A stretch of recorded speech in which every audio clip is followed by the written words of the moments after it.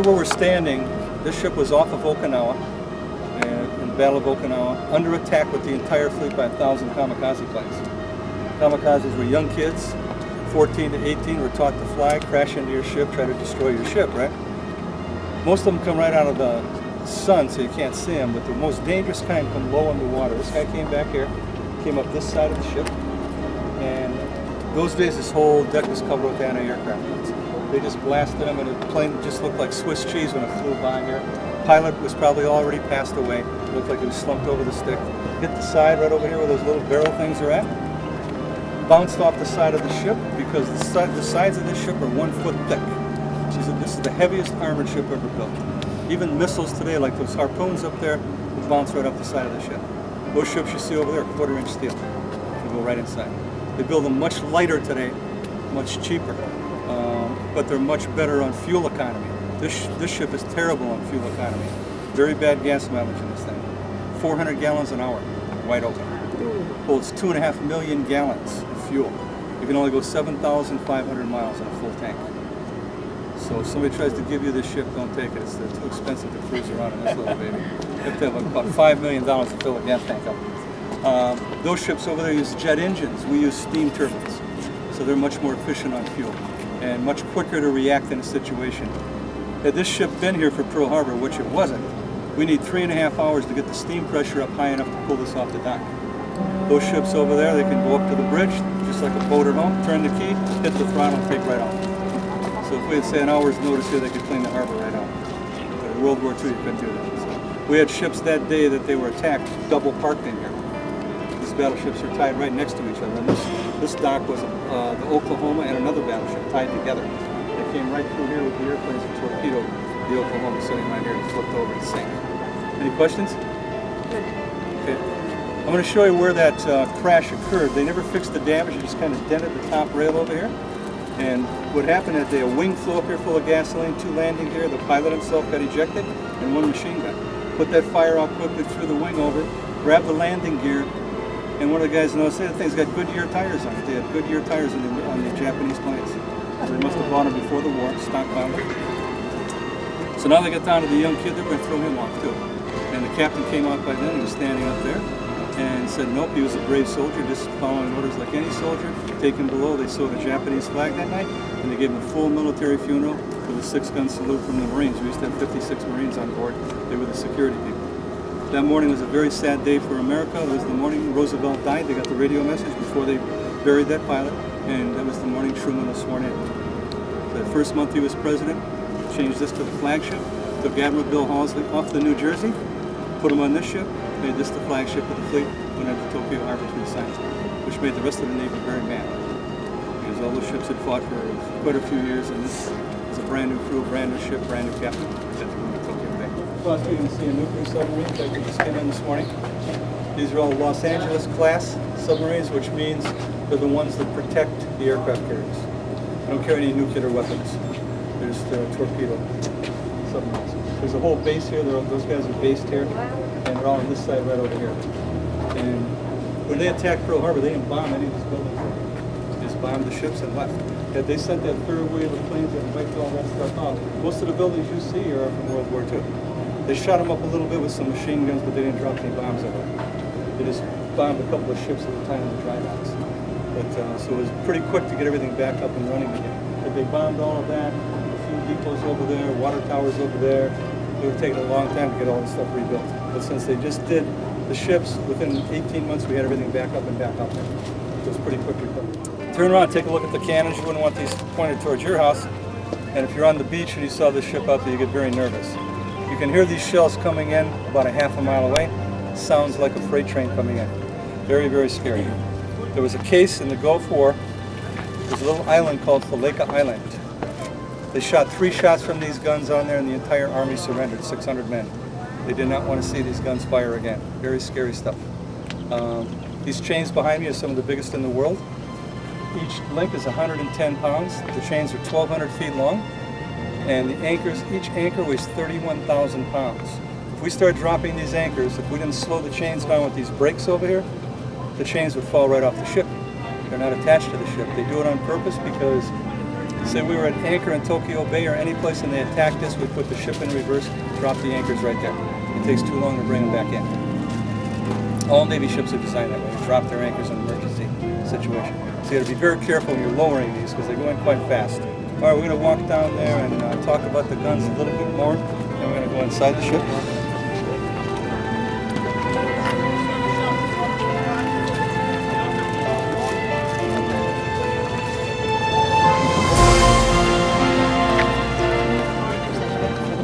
These turrets are 17 inches thick. They're so heavy, if this ship ever tilted more than 60 degrees, would turn the ship right upside down. They're not attached to this ship in any way. Just gravity holds them on. They would fall off the ship and the ship would come back up. They design it on purpose.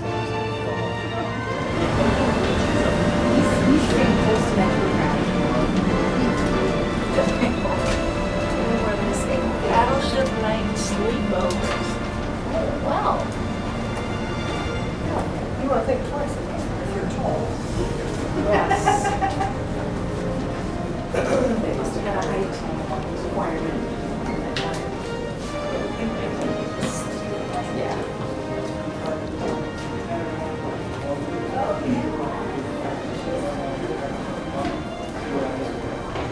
They had a live crew on the ship and they had come back in.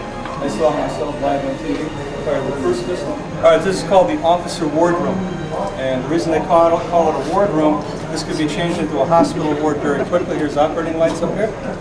And an autoclave back here to sterilize instruments. So if we have very seriously injured guys on the deck, we bring them right in here and operate on them. Rather than try to take them downstairs, it's too hard to get them down the ladders. So you can have guys eating lunch one minute, throw the dishes on the floor, and operate on you here the next minute here. I don't think that ever happened on this ship. He was the only person. There's only 2 people who ever died on this ship. It was the Japanese pilot who crashed inside the ship, and 1 captain died from a heart attack in Korea. They were going into one of the harbors, and there was a lot of traffic coming out, some fishing boats and stuff, and I guess he got himself so upset he ended up dying from a heart attack trying to get the ship in the harbor. We have a little museum we built here. There used to be tables all the way through here. You guys are welcome to come back and look at that after the tour, spend a little time there. Okay? All right, now the rest of the officers will be on this deck at this level in the same bunks as the enlisted men. So we're going to go in here, we're going to look at a couple of offices. Sleeping area, modern bunks, they're called coffin racks. They open up like a coffin. They're about the same size as a coffin. They're 3 high, little privacy curtains. That's what the Navy still uses today. Back in World War II, they didn't have it that nice. They had 4, 5, and 6 high canvas racks, all open, no lockers, no air conditioning, no storage except your seatbelt. So the kids that went to the Gulf War, it was half the crew, much less crowded, air conditioning, better bunks, and a lot more room to move around on the ship.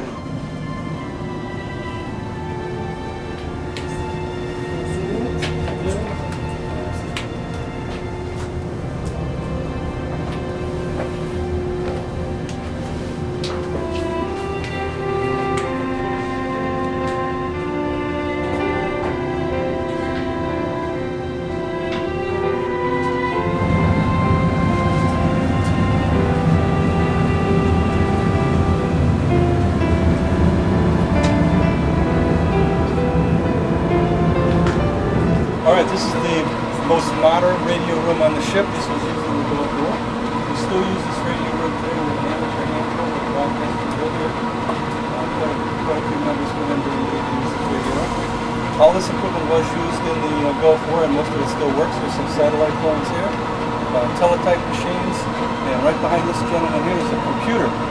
That computer is only 76K. That's all they got on the ship. That ran everything they needed. Most of the cameras you guys carry, I don't remember that. Things have really changed since the Gulf War. This stuff's mostly outdated radio equipment. In World War II, they didn't look anything like this. All they had was Morse code in those days. Right? So since this was the flagship of the fleet, the Japanese actually verbally surrendered 2 weeks before the actual signing. That message was sent around the world from this ship by Morse code. The Japanese had finally surrendered. This September 2nd was the 60th anniversary. We had 3 of the original radio men in this room from World War II. We retransmitted that message around the world again with the key we got from the museum. It's the same key they used in 1945, August 29th. They didn't have any privacy at all, nothing. No lockers, no air conditioning, no privacy. In some places, these bunks were 6 high, 5, 6 high. Where they were 6 high, You can't even turn over in your bunk, it's so tight there. Okay, I'm gonna move in, try to get everybody in here. And this whole room would have been filled with bunks, it wouldn't be open. We took some bunks out to give enough room for people to walk in here. So, everything you owned had to be in a sea bag, no lockers of any kind. Even with this type of bunks, there wasn't enough bunks for 3,000 men. So when you were in the military, in the Navy in those days, you got a hammock. So you see pictures of guys that are carrying their sea bag on one shoulder and a big white thing on the other shoulder, that's a hammock. Inside that hammock is their mattress, pillow, blanket, and bedding. Everywhere you went, you took your bedding with you. So they sent you another ship, another compartment, or if you didn't get a bunk, you slept in one of the turrets, in the passageway, or maybe in the mess hall. Any place you could get your hammock to sleep. I met a guy, never had a bunk for 4 years, he slept in his hammock the whole time. But he liked it that way because it was more private. Picked his own little place, kind of hide out in there. Over here you get no privacy at all, none.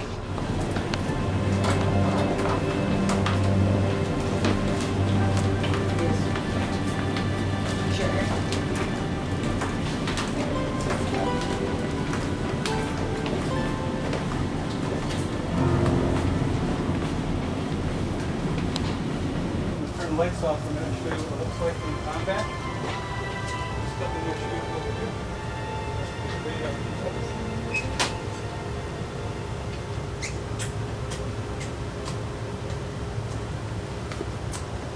Okay, so when they were in the Gulf War, this room was lit just like this, 23 hours a day. A couple different reasons. When they go in and out these doors at night, they don't want any white light getting out there. And when the watch comes in off the deck to report to whoever be sitting in this chair, this is the combat engagement officer's chair. Any targets they would see, they would report to him and the people behind this glass. So they would draw the targets on the glass, a submarine, an airplane, ground troops, or whatever they wanted to possibly fire weapons at. Those kids were taught to write backwards on this glass screen. If you go in the Navy today, this is all gone. This is old stuff. What you have up here is a big giant TV screen. It's all hooked up to your radar systems. And automatically planes, ships, submarines will pop up on that screen in real time. Like in the old days like this, if they saw a submarine or saw an airplane or something, by the time they radio the message in here and the location, by the time they plot it on the board, it's not there anymore, it's someplace else. It's kind of moved off that area. Today it's all real time. If you see a target there, it's exactly in that position. It's all live GPS system. Any place you drive this ship in the world, this map automatically changes. So if you're parked in where we're at right now, it would show that you're parked at Ford Island, and show a picture of the island, and an X where your ship would be. If you drive it out of the harbor, it would show you a little X going out of the harbor, go up to the big island, park right next to the big island. Wherever you go, this map is automatic. This is old-fashioned. They even used this in World War II in Korea. They fire the Tomahawks from this room, but the Pentagon makes that decision which missile to fire on what target. So all we're doing is firing the missile for them. And then we run down, watch CNN, see where that missile went. Today it's different. We can target the missiles ourselves. We can pick the target, but we still have to call the Pentagon and get a code number for each missile, because they do carry nuclear weapons and they don't want to fire one of those by accident. So they tell you can fire missile 18 or 49 or 62, whatever missile they feel you can fire. When you fire them here, all you see on that TV screen over there, so you fire them from those consoles over there, that that box opens up and the missile left the ship. That's all you can tell. We had another missile to fight other ships called the Harpoons. Those would be fired from these two consoles right here. It was the easiest job in the Gulf War. They never fired one missile. They didn't have any ships. So these two people, their job 24 hours a day would just be wait on this guy, get him coffee, lunch, dinner, whatever he needed. Radar people over are very important. You're watching all the aircraft in the air. The radar screens over there, because we can fire 35,000 feet in the air.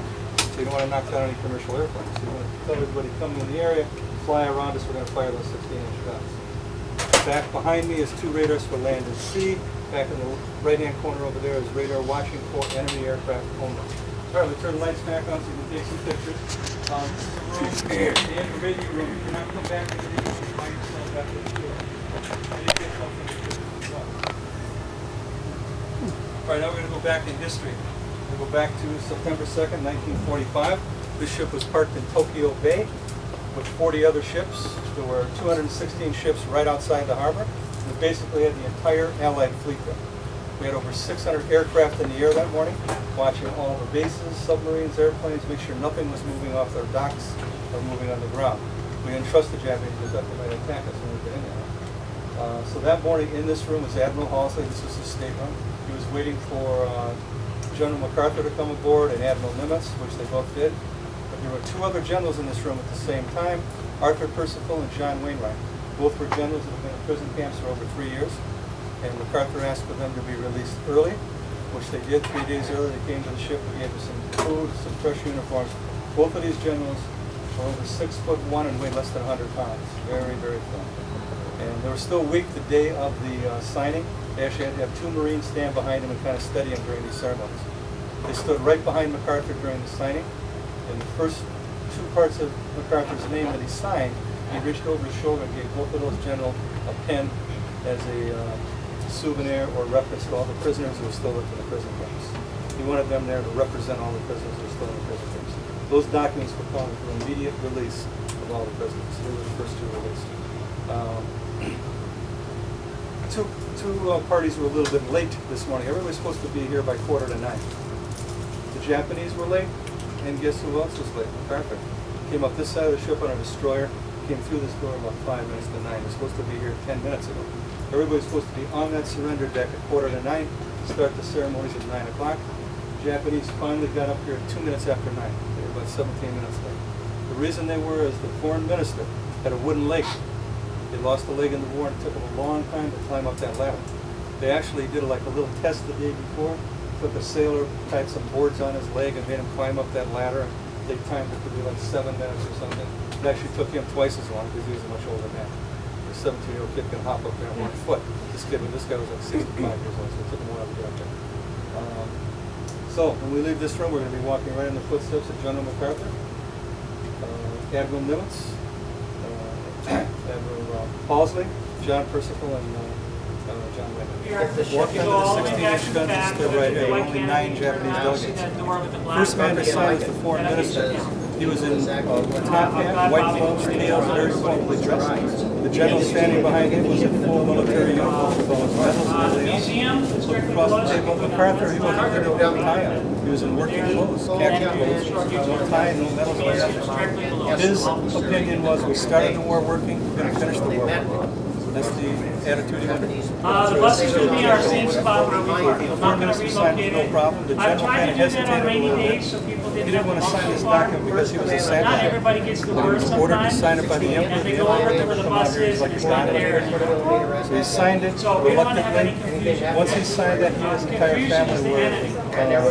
disgraced the rest of their I'm going to lives. have everybody head over to the Both bus of these by gentlemen went on 1:15. trial for war crimes soon after we occupied Japan and spent the rest of their life in jail. Not the trolley here, Crimes but in the the trolley prison to be back on the harbor. MacArthur The bus will signed be going next. into Pearl Harbor. First 2 pins he signed if he gave to those 2 generals who were standing behind him, Arthur Percival, John Wainwright, We're going to jump on the represent all the trolley. prisoners still My living in prison suggestion is camps. jump on the trolley by Next 2 1 pins o'clock. one went to Washington, one went to the archives, the 5th pin went to the secretary that helped him write those documents. Yeah, so again, if you wanted to do submarine, it takes about 25 Went days to to talk to his submarine. wife. His wife had given him that pen. That's something that's not included It's a in the replicate tickets. case They're over there. available. We got the And came back and gave her that pen.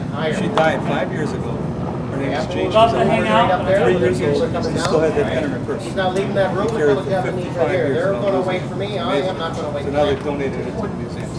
Japanese are waiting. Next person to sign was Admiral Nimitz. He signed for the United States.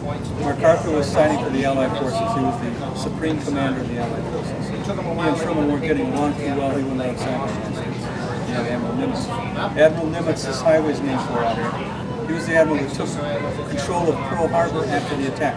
Because the admiral in control of Pearl Harbor the day of the attack was fired 2 days later from his job. So was the general that ran the army on this island. They both had multiple warnings for a year that there was a possible attack coming. They basically didn't take any measures to protect themselves. So they both got this job. This whole ceremony only took 23 minutes, from 9:02 to 9:25. Ended the deadliest war in the history of the world. Killed over 96 million people. Poland was the worst country. They lost 75% of the population. So 3 out of every 4 Polish people were killed in that war. If you go down to the museum, you see all the different percentages from each country. The United States was about 2.5%. Washington Arcade. Compared to Poland, we lost very few troops. So we're standing in a very humble spot. We hope you appreciate where you're at. The war started right there. We see the Arizona, and it ended right here. We see the plaque on the deck. And we open new parts of the ship all the time. This kind of ends the tour with me. I'll just tell you a little story about that flag up there before we leave. 2 weeks before this ceremony, Admiral Halls had called up a museum in Washington, had that flag flown out here. These are all replicas here, by the way. That was the flag that was flown into Tokyo Bay in 1853 by Commodore Perry to open trade with Japan. And they sent it from the museum to here. But they didn't tell them it was mounted backwards. So they got it on the ship and they get all mad, what's going on? This thing's mounted backwards. So it looked funny when we put it up there. Called back to the museum. The reason it was mounted backwards, when they had it in storage, when they opened it up, it got all mildewy on one side, so they had to hang it backwards to cover us from mildew. Okay? So that's when there was only 30 states. That's why there's quite a bit different than the flags. So you can take a look at the documents over there and all the pictures of what we signed. You can take a peek in the captain's cabin. There's that door right there. It's very fancy, but you can't go in there. You can just look through the window. That's what the cabin we just left used to look like before we cleaned it up. Okay, thanks again for coming, guys. Hope you learned something. We appreciate all the money you guys spend here. That's what helps take care of the ship.